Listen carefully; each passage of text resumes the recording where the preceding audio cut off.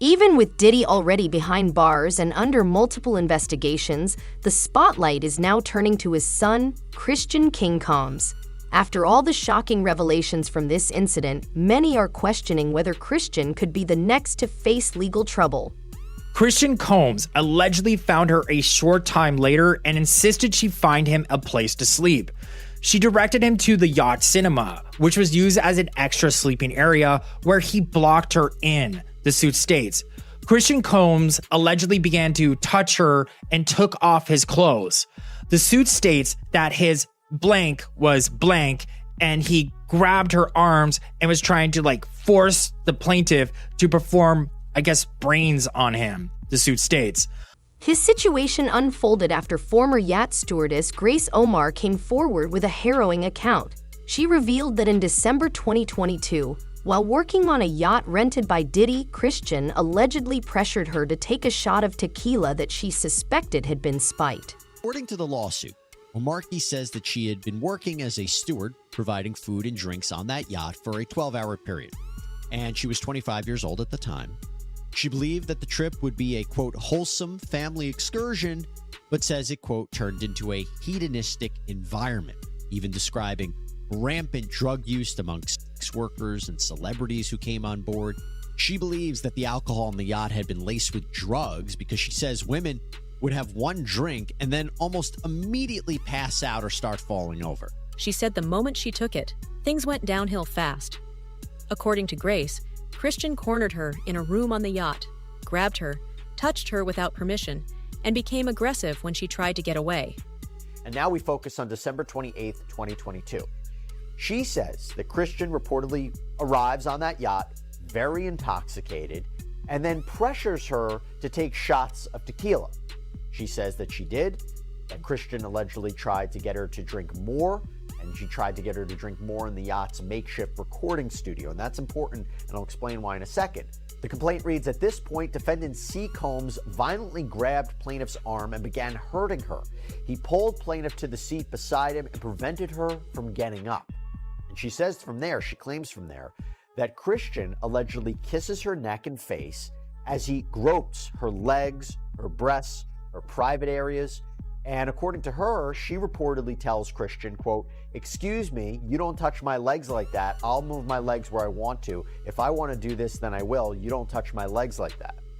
Now, remember where I said this was happening, this recording studio? Well, the alleged assault was reportedly witnessed by Rodney Lil Rod Jones. This is a music producer who had apparently accompanied Combs basically everywhere for a year while they were working on Combs' latest album, Love Off the Grid. And we remember that Rodney Jones has filed his own separate lawsuit against Sean Combs and others. And he was saying that he was in this recording studio when this was going on, when Christian and Omarke were there.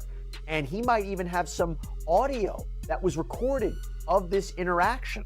She claimed that immediately after taking the drink, the situation escalated. Grace said that Christian allegedly trapped her in a room on the yacht, grabbed her, touched her without consent, and grew aggressive when she attempted to escape. She says she tried to go back to work, but Christian ends up finding her and wants her to find him a place to sleep for the night in the yacht. So she takes him to the cinema room of the yacht, and that is when she claims Christian stopped her from leaving, groped her, took off all of his clothes, and tried to force her to perform oral sex on him. Now, she says she was allegedly able to fight him off. Someone walks into the room, and then she was able to leave. And she said when she reported this to the captain, according to her, captain berates her. And she alleges that the captain may have even been paid off by Sean Combs to keep quiet about what happened. And I will tell you what's really interesting about this complaint, embedded in the complaint are photographs that purport to be Omarke's arms with bruises on them. And that is really interesting. You don't usually see that in a complaint like this. Now, she's not only suing Christian Combs, like I mentioned before, for all those different causes of action, but she is also suing Sean Combs too. You see, Sean Combs is named as a defendant because she accuses him of aiding and abetting Christian's behavior, as well as having premises liability because he was the leaseholder of the yacht. Premises liability means that you have a duty to keep people on your property safe from injuries. Grace believes there was a deliberate cover-up. She explained that only select staff members were asked to provide statements, while she and her partner were completely excluded. This has made the idea that Diddy would go to great lengths to protect his reputation seem more plausible than ever. So we're all about, oh, Diddy's turning gray behind bars. Who gives a flying fig about his hair? I don't care. I want this to be about the victims. That's what I want. That's how I perceive it. And I have dealt with so many victims. I've had victims that could never have a romantic relationship with a man after that. That feeling of helplessness, you can't fight back. And you just, then after, people may not believe you. If you're lucky enough to have children, it affects how you raise them. You know, like my fiance was murdered shortly before our wedding. You think I don't know where my children are right now? You don't think I'll look at Life 360 50 times a day? When my husband leaves to go out of town, I'm like, well, he could die. That's just my reality. That's trauma, yeah. Same thing with these women. The yacht wasn't even in California, which means different laws could come into play, making the case more complex. But complexed doesn't mean it's closed for good. With multiple federal, state, and international investigations already tied to Sean Combs, any matter involving him or his inner circle can be revisited at any time. Grace's allegations are serious enough that investigators might take another look, especially if new evidence emerges or additional witnesses step forward. Since Christian resides in California and Diddy is facing scrutiny in several states, authorities could question him again if they see a connection to a broader pattern. If the case is reopened and compelling evidence is uncovered, Christian could face significant criminal charges and potential prison time. The defense, meanwhile, argued the women were willing participants in fulfilling Combs' sexual desires and that all the encounters we heard about in this trial were consensual. And there you see, after the verdict, Diddy's family celebrating on the streets in New York City, doing push-ups on the sidewalk while others danced. They said a few words exclusively to ABC News. That's some clown shit. King clown. That's some real clown shit. Man, listen to me, man. Let me just tell you something, bro. And this is real talk. He's still going to jail. You happy because he didn't get the RICO and the racketeering, so he gets to keep his money. He gets to keep his inheritance. He gets to keep all the shit that they stole over the years from other people. That's why he happy. Him and Puff wasn't that tight. They used to go at it. People close by would tell that story. Yeah, that's still his father. But you and I both know that extra shit right out there, come on, man. Outside the court, the judge might give him extra time for this and his antics. Puff not coming home, bro. And you gotta realize at 50-something years old, he'll come out to get his Social Security or better. How old is he? Born in 69? We're like 54, 55, something like that. He'll come out and get his Social Security. He had to do 85% of his time. That right there, King Kong or Christian, acting like that in front of the courts, in front of everybody. They be taking these judges back information. The officers, they got people around there looking at that. There were victims in this case, bruh. The conversation then took a more serious turn. He commented Christian never had to earn anything. He grew up wealthy, spoiled, and constantly trying to act tough, even though he's never experienced that lifestyle. When do you grow up, man, and be who you really are? Because you ain't no gangster. You don't know what a gangster is. You a prankster. You a prankster, son. Stop that. I think when the people heard the mixtape and they called him out on it, and they was checking him and they was trying to check him, but they lost, bruh. They don't have no guidance. The dude who's supposed to be doing, I don't know if he's security or whatever like that. Man, what the fuck is you doing out here like this? He gets on the ground and start doing push-ups up with him. Bruh, for real?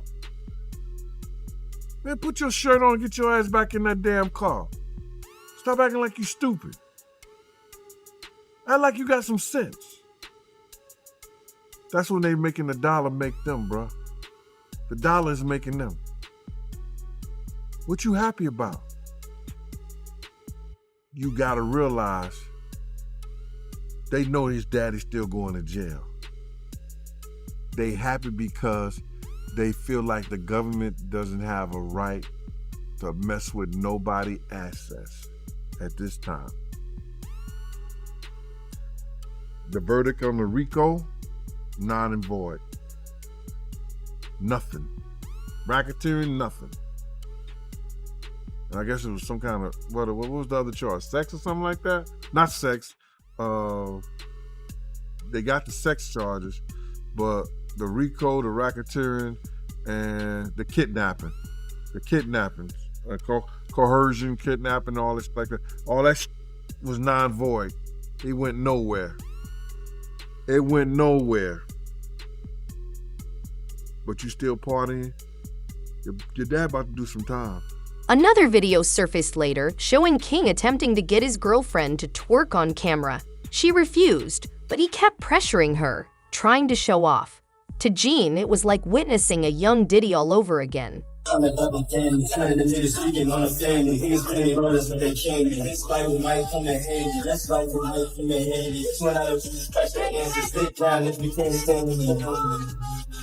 wanna stop the kid like a flame. They don't understand, but they scared me. Telling me crazy. He ain't no real boss. He ain't no real king. He could make her own, earn her keep. He ain't no real king, man. Come on, man. These kids is clowns out here, bro.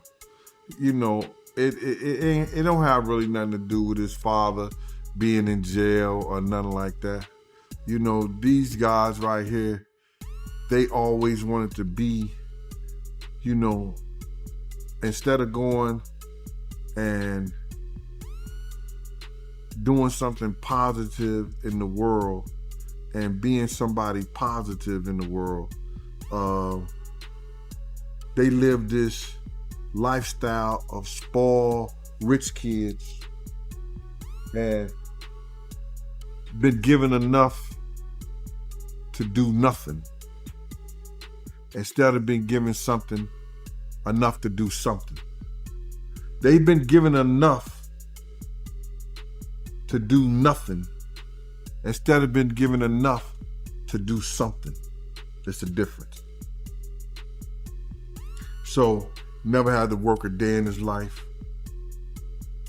All he know is the hip hop scene, want to be something that he's not. He added that Christian often acts impulsively without thinking about the consequences.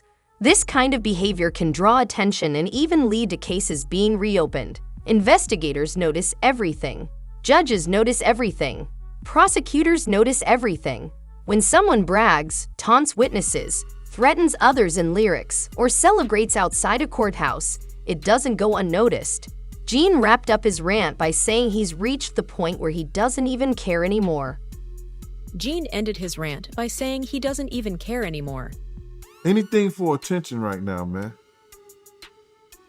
Anything for attention, you know, and if they want to make you believe that they happy, they want to fool you to believe that they happy, bruh. He's an attention seeker. I look back on all the things that all his sons had been doing, well, just him, Justin, because Quincy ain't his son. That's Al B. Sure's son. King Combs has been the reckless of all of them that came to represent him.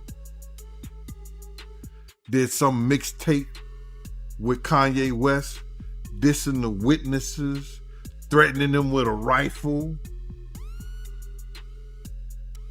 outside the courtroom with his shirt off, doing jumping jacks, screaming victory and all that. Talking about they going on tour, the reunion tour, whatever. Then having his girl twerk, or trying to get his girl to twerk or whatever like that. If Gene's view is accurate, Christian's recent actions could be steering him toward the same path as his father, an even bigger concern now, since his father no longer enjoys the glamorous life he once did. Well, Diddy is just a working class stiff while he's at Fort Dix. So when you're at a prison and somebody says, you read any good books lately, Diddy is the answer. He's the guy to go to because we got video of him at Fort Dix reporting for work in the library where he is making recommendations and handing out different movies and books for his fellow inmates. I'm really fascinated just by the library itself. But you're seeing him here. This is him reporting to work, taking off his jacket, taking off his scarf, and settling in for a day on the job. It looks like a public school library. Yeah. It's this was the chapel, and this is the media library in the chapel, which is where Diddy's currently working. He's working in a Life Connections program, which is an 18-month program that helps rehab people, get them closer to spirituality, to charity groups, and with that, it will shorten his sentence. But in this media library, he helps inmates with religious material, rent out movies, that kind of stuff. You see him pushing a really cart interesting with a TV on it. Yeah, I mean, he was in the laundry room when he first got there. Yeah, this got to be his first This assignment. got to be a promotion. Yeah. It feels like a promotion. It feels like maybe he tried the lunchroom and put in a request for something different. Yeah, it does believe it does sound like he used maybe possibly some connections to get a better job. So here's my question. I mean, that's the story. Yeah. My question is this. So Diddy had a certain persona before he got in all this trouble. And now he looks very different, very much older. Yes. When he gets out. The man who once soared on private jets, graced red carpets, and threw million-dollar parties is now confined to a prison cell, facing daily chores, a steel bed, and constant fear. It's a dramatic fall for someone who was once nearly a billionaire.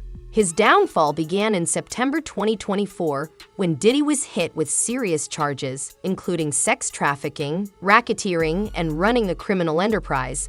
Gone were the luxury homes and personal assistants. He was sent to the Metropolitan Detention Center, widely regarded as one of the toughest facilities in the country. We have the video tonight of a jail fight that ended with a guard being taken to the hospital. It happened earlier this month at the Metropolitan Detention Center.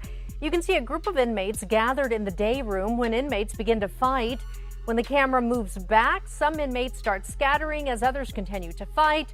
Guards rush in to try to break up the fight. That night, our cameras caught one of the guards being loaded up into an ambulance. Here that video is. Video later shows a line of inmates all in handcuffs against the wall. No word on if any of them were charged or what kind of injuries the guard had. Life inside MDC reportedly turned harsh very quickly. Sources say he refused to eat the prison food, fearing it had been tampered with. Those around him described him as scared and anxious, barely sleeping and constantly on edge. At one point, reports even claimed that he had a knife held to his throat. There was an incident that we first learned about 2 weeks ago during Diddy's sentencing hearing, and he said, I was sleeping in my bed in the prison. It's a federal detention facility in Brooklyn called MDC Brooklyn, and there are federal inmates who are in many cases waiting for their trial as well. And Diddy claimed that somebody held a knife to his throat.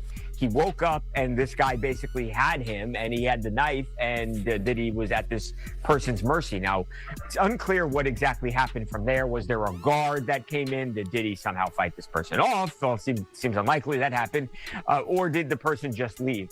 Bottom line, this guy, at least according to people close to Diddy and Diddy himself, could have hurt him badly or even taken his life. And I think that was something they wanted known during the hearing because they wanted the judge to take some pity on Diddy. The facility only made things harder. The Metropolitan Detention Center is notorious for violence, overcrowding, and poor medical care, leading his legal team to transfer him to FCI Fort Dix in New Jersey. While calmer, it's still a prison with no luxuries. He now sleeps on a steel bed with a thin mattress and has been assigned noisy laundry duties, a stark contrast to the stylists and assistants he once had. Even in special housing away from the general population, fear, stress, and concerns about prison food reportedly persist, serving as a constant reminder of how drastically his life has changed and leaving many to believe he won't emerge the same, even if he serves his full sentence. Them type of cells are built to mentally destroy you. Mentally, not physically, mentally. Yeah. They're not mentally, they mean they're to mentally destroy. And guess what? When people make things for you, they gonna do their job. You smoke weed, you gonna get high. You get put in that solitary, you gonna lose your mind. Yeah. Yeah, that's what it's there for. It's there to break you, to stop you. Oh, you wanna act up? Well, put him in there. Yeah, nigga, all the money, you know what PC Diddy think? You know, he gotta come down to what we call a real reality check. You gotta come back down to earth, homie. You never left. You just been so high up there, you thought you was in heaven. But that's below earth. I'm in prison like hell, though. Like, shit. It's just one step away. Yeah. Mama say you end up dead or in the grave. Well, which one is it, mama? Dead or in the grave? You understand? I'm trying to figure out. Let's make that make sense. But right now, Diddy in the grave. He ain't dead. He's somewhere he can't. It's like being in a coffin you can't get out. It's like somebody threw dirt on you. You in there, but you can't. He in the grave right now. He in Hades. He beat on the dog. All the things. Let me tell you. Whoa, that got me hot right now. Man. The only thing gonna save you behind them balls is God.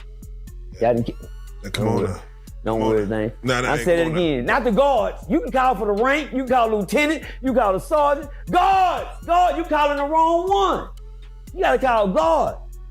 Damn. That's the only person gonna save you behind them balls. You can call anybody else you want for help in there. Your mama, your daddy, lieutenant this, captain that. No. You should have been calling, Damn. At one point, he tried to keep himself occupied by organizing a Thanksgiving meal for fellow inmates and participating in self-improvement programs while at MDC. Yet the long hours of isolation and watching his carefully crafted public image crumble have clearly taken a toll. To make matters worse, 50 Cent released a documentary detailing his alleged crimes, adding even more pressure and scrutiny.